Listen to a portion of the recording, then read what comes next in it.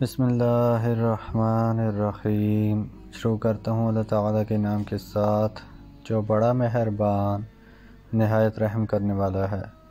ابو غلاب یونس بن جبیر کہتے ہیں کہ میں نے ابن عمر رضی اللہ عنہما سے اس شخص کے بارے میں پوچھا جس نے اپنی بیوی کو حیض کی حالت میں طلاق دے دی، تو انہوں نے کہا کیا تم عبداللہ بن عمر رضی اللہ عنہما کو پہچانتے ہو؟ انہوں نے اپنی بیوی کو حیض کی حالت میں طلاق دے دی تھی، تو عمر رضی اللہ عنہ نبی اکرم صلی اللہ علیہ وآلہ وسلم کے پاس آئے تو آپ صلی اللہ علیہ وآلہ وسلم نے انہیں حکم دیا تھا کہ ابن عمر رجوع کر لیں۔ میں نے پوچھا کیا اس طلاق کا شمار ہوگا؟ انہوں نے کہا تم کیا سمجھتے ہو؟ اگر وہ عاجز ہو جائے یا دیوانہ ہو جائے تو کیا وہ شمار نہ ہوگی؟ یعنی ضرور ہوگی۔ سہل بن سعد ساعدی رضی اللہ عنہ نے کہا کہ رسول اللہ صلی اللہ علیہ وآلہ وسلم نے فرمایا جنت کا ایک دروازہ ہے جسے ریان کہتے ہیں، قیامت کے دن اس دروازے سے صرف روزے دار ہی جنت میں داخل ہوں گے، ان کے سوا اور کوئی اس میں سے نہیں داخل ہوگا۔ پکارا جائے گا کہ روزہ دار کہاں ہیں؟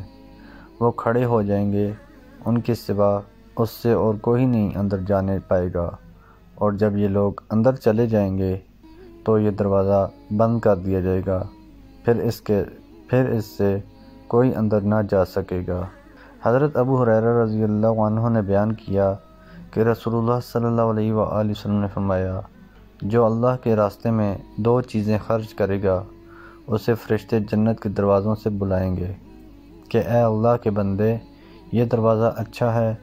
پھر جو شخص نمازی ہوگا اسے نماز کے دروازے سے بلایا جائے گا، جو مجاہد ہوگا اسے جہاد کے دروازے سے بلایا جائے گا، جو روزہ دار ہوگا اسے باب الریان سے بلایا جائے گا، اور جو زکوٰۃ ادا کرنے والا ہوگا اسے زکوٰۃ کے دروازے سے بلایا جائے گا۔ اس پر ابو بکر رضی اللہ عنہ نے پوچھا میرے ماں باپ آپ صلی اللہ علیہ وآلہ وسلم پر فدا ہوں یا رسول اللہ صلی اللہ علیہ وآلہ وسلم، جو لوگ ان دروازوں میں سے کسی ایک دروازے سے بلائے جائیں گے مجھے ان سے بحث نہیں، آپ یہ فرمائیں کہ کیا کوئی ایسا بھی ہوگا جسے ان سب دروازوں سے بلایا جائے گا؟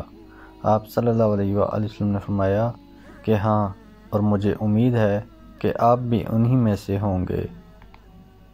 حضرت ابو ہریرہ رضی اللہ عنہ کو کہتے سنا کہ رسول اللہ صلی اللہ علیہ وآلہ وسلم نے فرمایا جب رمضان کا مہینہ آتا ہے تو آسمان کے دروازے کھول دیے جاتے ہیں، جہنم کے دروازے بند کر دیے جاتے ہیں، اور شیاطین کو زنجیروں سے جکڑ دیا جاتا ہے۔ محترم دوستو، اللہ تعالیٰ سے دعا ہے اللہ تعالیٰ ہمیں ان حدیث پر عمل کرنے کی توفیق عطا فرمائیں، اللہ تعالیٰ ہمیں دونوں جہانوں میں کامیابیاں عطا فرمائیں، آمین یا رب العالمین۔ ویڈیو کو ثواب کی نیت سے زیادہ شیئر کریں۔ جزاکم اللہ خیرا کثیرا، والسلام علیکم ورحمۃ اللہ وبرکاتہ۔